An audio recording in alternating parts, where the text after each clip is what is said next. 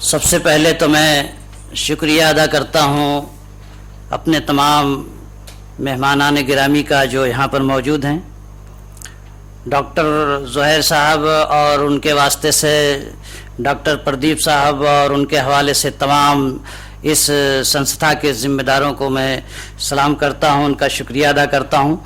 جب ان حضرات نے مجھ سے کہا کہ ذرا اس پروگرام میں آپ شرکت کریں تو میں نے کہا کہ بڑا مسئلہ تو میری زبان کا ہے۔ ہم لوگوں کی جو زبان ہے وہ اردو ہوتی ہے اور ایک بے ساختہ نکلتی جاتی ہے، اور ہمارے اگر مخاطب ایسے ہیں جو اس زبان کو نہ سمجھتے ہوں تو بات میں وہ مزہ نہیں آتا۔ فارسی کے کسی نے کہا تھا کہ زبان یار من ترکی و من ترکی نمیدانم، میرا دوست تو ترکی جانتا ہے اور میں ترکی نہیں جانتا۔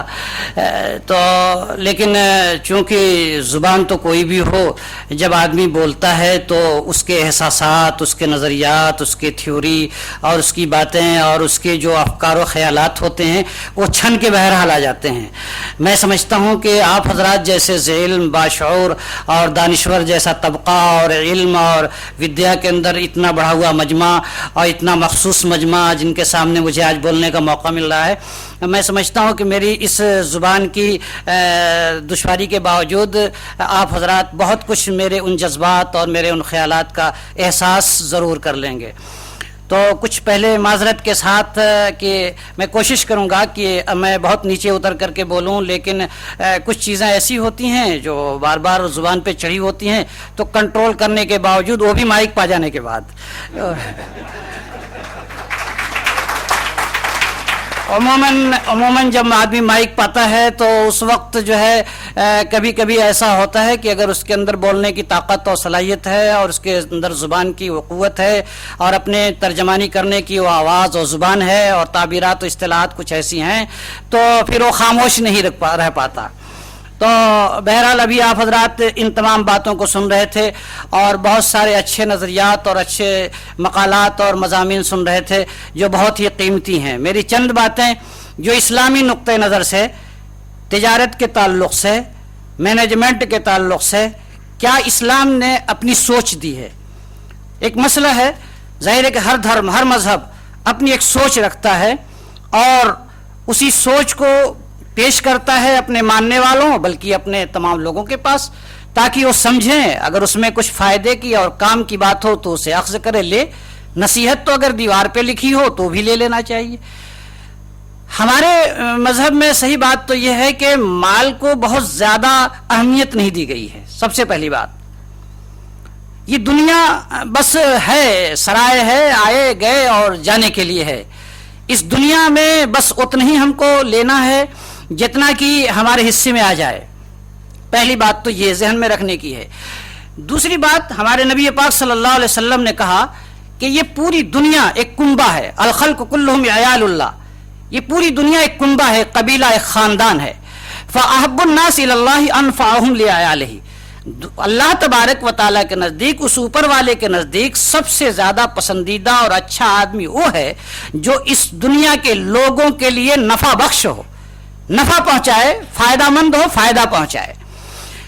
اسی روشنی میں تجارت کے تمام اصولوں کو دیکھا جائے گا۔ آپ صلی اللہ علیہ وسلم نے فرمایا کہ لا ضرر ولا ضرار، نہ کسی کو نقصان پہنچاؤ نہ کوئی تمہیں نقصان دے۔ اسی طریقے سے مال کی پوری حفاظت ہونی چاہیے، دوسرے کی پوری رعایت ہونی چاہیے۔ قیمتوں کا تعین کا مسئلہ آتا ہے، قیمت کیسی طے کی جائے؟ قیمت ہمیشہ مناسب اور صحیح ریٹ میں ہونا چاہیے۔ اگر ہمارے ہاں ایسا ہے کہ اگر کسی نے ریٹ اور قیمت کسی بھی مال کی، ہمیشہ لینے والا زیادہ چاہتا ہے، دینے والا کم دینا چاہتا ہے، یہ اصول ہے، لیکن اس کی بھی ایک حد ہونی چاہیے، اس کا ایک نظام ہونا چاہیے۔ مثلا اگر آپ کوئی ریٹ طے کرتے ہیں اور جو عام بھاؤ ہے اس سے زیادہ، کہیں زیادہ کرتے ہیں، حکومت کو اس بات کا اختیار ہے کہ وہ ریٹ طے کر دے، آپ کو ریٹ کرنے کا پھر اس وقت اختیار نہیں ہوگا، اس لیے کہ عام لوگوں کا فائدہ بھی بہرحال لازم و ضروری ہے ہونا۔ تو آپ صلی اللہ علیہ وسلم نے فرمایا جو اپنے لیے پسند کرو دوسروں کے لیے بھی پسند کرنا چاہیے۔ دوسری چیز ہوتی ہے کہ آدمی اپنے مال کو آگے کرنے کے لیے، اس کے ایڈورٹائزمنٹ کے لیے، اس کے اشتہار کے لیے بہت سارے ایسے طریقے اپناتا ہے جو اخلاقیات سے گرے ہوئے ہوتے ہیں۔ مثلاً عورتوں کا استعمال کرتا ہے. میں نہیں کہتا کہ عورتیں بری چیز ہیں، لیکن جذبات کو بھڑکانا انسان کی کچھ فطرتیں ہوتی ہیں، اس فطرت سے ناجائز فائدہ اٹھانا، ایک چیز جس قیمت کی اور جس ریٹ کی ہونی چاہیے اس ریٹ سے زیادہ، اس قیمت سے زیادہ اس کو بتانے کے لیے اگر کسی آپ نے غلط طریقہ استعمال کیا، یہ بھی ایک اخلاقی جرم ہے. یہ بھی ایک اخلاقی جرم ہے. آپ عوام کو، اپنے لوگوں کو جو فائدہ پہنچانا چاہتے ہیں وہی فائدہ پہنچائیں جو واقعتاً اس کا مناسب ریٹ ہونا چاہیے. چنانچہ اللہ تبارک و تعالیٰ نے فرمایا اپنے قرآن میں لا تلبسوا الحق بالباطل، حق کو باطل کے ساتھ، غلط کو صحیح کے ساتھ آپس میں مت گڈمٹ کرو، آپس میں مت ملاؤ. آپ صلی اللہ علیہ وسلم ایک مرتبہ ایک جگہ سے گزر رہے تھے، دیکھا کہ غلے کا بہت سارا ڈھیر ہے، ہاتھ ڈال دیا تو اندر جو ہے نمی تھی. پوچھا کہ یہ نمی کہاں سے آ گئی، یہ نمی کہاں سے آ گئی؟ کہا کہ کچھ نمی آ گئی تھی. کہا کہ اگر ایسا تھا تو اس نمی والے حصے کو اوپر کر دیتے. پھر فرمایا من غشنا فلیس منا، جس نے کسی کو دھوکہ دیا وہ ہم میں سے نہیں. کسی کو اگر دھوکہ دیتا ہے کوئی، وہ ہم میں سے نہیں ہے. انسانیت کا تقاضا یہ ہے کہ اپنے بھائی کو بھائی سمجھا جائے، اس کے مفاد کو مفاد سمجھا جائے، اس کے دکھ درد کو جیسے آپ سمجھتے ہو. ریٹ میں، معاملات میں شریعت نے، ہمارے اسلام نے معاملات، اخلاقیات، روحانیات، ایمانیات، ان سب ساری چیزوں پر بحثیں کی ہیں. یہ بڑا تفصیلی مسئلہ، لیکن خاص طور پر ان تمام چیزوں کو کرنا چاہیے. اسی طریقے سے جیسے ہم بیچتے ہیں کسی چیز کو سامنے بیچنے کے لیے، اس کے اندر خواہ مخواہ کی قسم کھاتے ہیں، جھوٹی قسم کھاتے ہیں. جھوٹی قسم کیوں کھاتا ہے آدمی؟ قسم کیوں کھاتا ہے؟ اس لیے کھاتا ہے تاکہ اگلے کو زیادہ سے زیادہ اطمینان ہو جائے. آپ صلی اللہ علیہ وسلم نے اس سے بھی منع فرمایا کہ بظاہر تو جھوٹی قسم کھانے سے آپ کے مال میں بڑھوتری نظر آئے گی، لیکن اس کی برکت ختم ہو جائے گی، یہ آگے چل کر کے بڑھے گا نہیں. اسی طریقے سے مسئلہ ہوتا ہے کہ آپ پیسہ کہاں سے لائیں. پیسہ تو بھئی آپ کے موروثی پیسہ ہے، کسی نے دے دیا وہ پیسے ہیں، یا آپ کے پاس جو پہلے سے ہیں. لون بھی لے سکتے ہیں، لیکن لون کا مسئلہ یہ ہے کہ ہمارے ہاں قرض لینا کوئی بری چیز نہیں. آپ صلی اللہ علیہ وسلم نے خود قرض لیا ہے. مسئلہ اس کے ساتھ جو سود جڑ جاتا ہے، سود کو ہماری شریعت نے قطعاً منع کر دیا.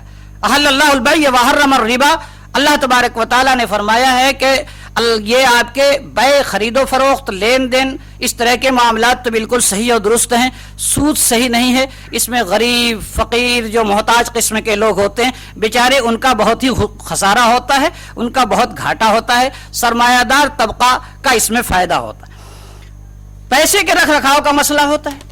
حضرت یوسف علیہ السلام کے واقعے کا ذکر کیا ہے ہمارے قرآن نے کہ جب دیکھا کہ وہاں پر بہت ساری پریشانی تھی اور قحط سالی ہونے والی تھی، تو انہوں نے خود کہا کہ اجعلنی علی خزائن الارض انی حفیظ علیم، کہ مجھے خزانے ارض کا، زمین کے خزانے کا مجھے مالک بنا دو. پھر دیکھو کہ میں کیسا نظام چلاتا ہوں. کون چلائے گا نظام؟ جو باہوش ہوگا، جس کی نگاہ ساری چیزوں پر ہوگی. انہوں نے کہا انی حفیظ، میں حفاظت بھی کروں گا اور ساتھ ہی ساتھ جانکار بھی ہوں. دو صفت یہ ایسی ہے جو کسی انسان کو بہت ہی باوقار بناتی ہے. ایک تو جو مال ہم کسی کو دیں، اس مال کی وہ حفاظت بھی کرنے والا ہو، خرد برد کرنے والا نہ ہو، ادھر ادھر کرنے والا نہ ہو. یہ بہت بڑی بات ہوتی ہے. دوسری چیز یہ ہے کہ وہ جانکار بھی ہو کہ اس پیسے کا استعمال کیسے کیا جائے، مال کا استعمال کیسے کیا جائے.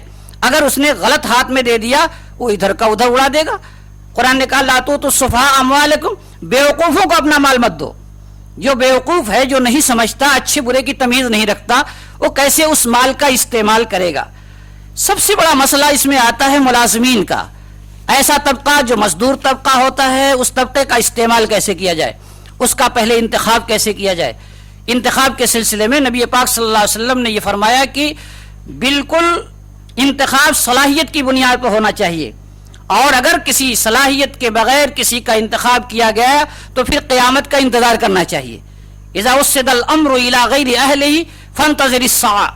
اگر ایسا کہیں ہوا کہ آپ نے کسی نااہل کو، جو کسی اس کی صلاحیت کسی کے اندر نہیں ہے، اور اگر آپ نے اس کو کسی طریقے سے بنا دیا تو مناسب نہیں ہے. ایسی صورت میں آپ کو انتظار کرنا چاہیے اس دن کا جب کہ یہ پوری دنیا کا نظام ختم ہو جائے گا. اور ظاہر ہے کہ آج نہیں کل تو اس کو ختم ہونا ہی ہے، آج نہیں کل اس کو ختم ہی ہونا ہے. ایک مزدور کی بہترین صفت جو ہمارے قرآن نے بتایا کہ ان خیر من استاجرت القوی الامین، بہترین مزدور وہ ہے جو طاقتور ہو اور امانت دار ہو. دو صفتیں بتائیں طاقت اگر نہیں رہے گی کیا کرے گا بیچارہ؟ بدن میں درد ہے، قوا ضعیف ہو چکے ہیں، دماغ کے اندر صلاحیت نہیں ہے، نہ کچھ سوچ سکتا ہے نہ کچھ کر سکتا ہے. اور اگر ساری صلاحیتوں کے باوجود اگر اس کے اندر صفت امانت نہیں ہے، خرد برد کی صلاحیت ہے، تو آپ کا سارا پروگرام، سارا نظام اور ساری تجارت اور ساری آپ کی کمپنی ڈوب جائے گی، ختم ہو جائے گی. لیکن ساتھ ہی ساتھ یہ ہے کہ جو مزدور ہو اس کے ساتھ رعایت کی جائے. نبی پاک صلی اللہ علیہ وسلم نے مزدوروں کے ساتھ بہت زیادہ رعایت کا حکم دیا، اور ساتھ ہی ساتھ یہ بھی فرمایا کہ ان کے ساتھ ان کے کھانے کا، ان کے پینے کا اور ان کے ان سب ساری چیزوں کا لحاظ ہونا چاہیے. کم سے کم تنخواہ تو اتنی دی جائے کہ کھانے میں اور پینے میں مالک اور کرایہ اور اس کا جو مزدور ہے دونوں برابر ہو جائیں، کھانے میں، پہننے میں، لباس میں. اور اگر آپ نے اس پر کچھ اور زیادہ ڈالا تو اس ڈالنے کے نتیجے میں زیادہ بوجھ آپ نے ڈالا تو اس کا آپ تعاون کر دیں. جو تنخواہ طے کریں بالکل صاف صاف واضح طور پر طے کر لیں. ایسا نہ ہو کہ صرف موہم طریقے سے آپ رکھ دیں، اور جو تنخواہ دینی ہو بالکل آپ اس کو ٹائم پہ دے دیا جائے. یہ اور اس طریقے کے بہت سارے آپ صلی اللہ علیہ وسلم نے تجارت کے میدان میں ہم تمام لوگوں کو بتایا کہ اس واضح نقوش، اس واضح راستے کو اپنایا جائے تو صحیح ڈھنگ سے نظام چل سکتا ہے تجارت کا، مالیات کا، معاملات کا. معاملات کا بہت بڑا مسئلہ یہ ہوتا ہے کہ اگر صاف نہیں رکھا جائے گا تو دونوں کے درمیان، لینے دینے والے کے درمیان اور دینے والے کے درمیان، دونوں کے درمیان بہت زیادہ ناچاکی ہوگی، اختلاف ہوگا. ہر وہ صورت منع کر دی گئی جس سے کہ اختلاف پیدا ہوتا ہے. اور ظاہر ہے کہ ہم سب جب ایک ہیں، ہم جب سب کے سب بھائی بھائی ہیں، ایک دوسرے کا لحاظ ہے، تو ایسی صورت میں ہونا یہ چاہیے کہ ہم اپنے تمام لوگوں کا، چاہے وہ امیر ہوں، چاہے غریب ہوں، چاہے کسی بھی طبقے کو ہوں، کسی بھی طرح کے لوگوں ہوں، انسانیت کا تقاضا یہ ہے کہ ہم ساری جگہوں پر، سارے معاملات میں ان تمام نزاکتوں کا لحاظ کریں. نہ کوئی دبنے پائے، نہ کسی کا احساس دبے، نہ کسی کی قیمت دبے، ہر چیز اپنی جگہ پر ہو. اس طریقے سے ایک نظام شانتی کا، امن کا اور انسانیت کا عام ہوگا، اور یہی ہمارے سب کے لیے بہتری اور فلاح کا ہوگا اور کامیابی ہوگا. ان چند باتوں کے بعد میں اپنی بات ختم کرتا ہوں. اس معذرت کے ساتھ میں نے بہت جلدی اپنی باتیں کہی ہیں وقت کی تنگی کی وجہ سے، اور زبان کی ان تمام ناہموریوں کے بعد اور معذرت کے ساتھ اپنی بات ختم کرتا ہوں.